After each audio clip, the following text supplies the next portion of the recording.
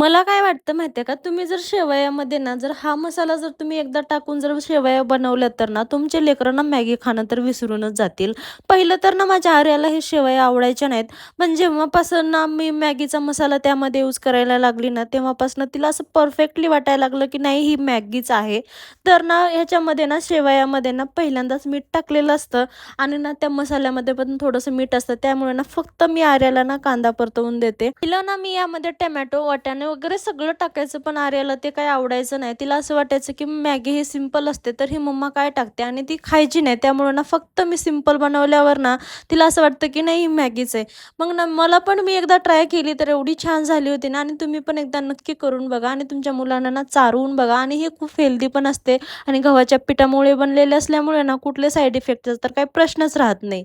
मी यामध्ये मिरची टाकली नाही कारण आर्यासोबत ना पिंशू पण ही खाते त्यामुळे ना दोघे मस्त एन्जॉय करून घेतल्या होत्या आणि आर्या स्कूलला जाण्याच्या आधी ना जशी मी झाडं लावून घेते ना त्या पद्धतीनं ना ती अंगुराचं झाड लावून गेली होती. खाऊन ठेवलेले अंगूर नाही का त्याला एका बादलीमध्ये ठेवून दिलं होतं आणि ती असं म्हणते की याला ग्रेप्स येणार.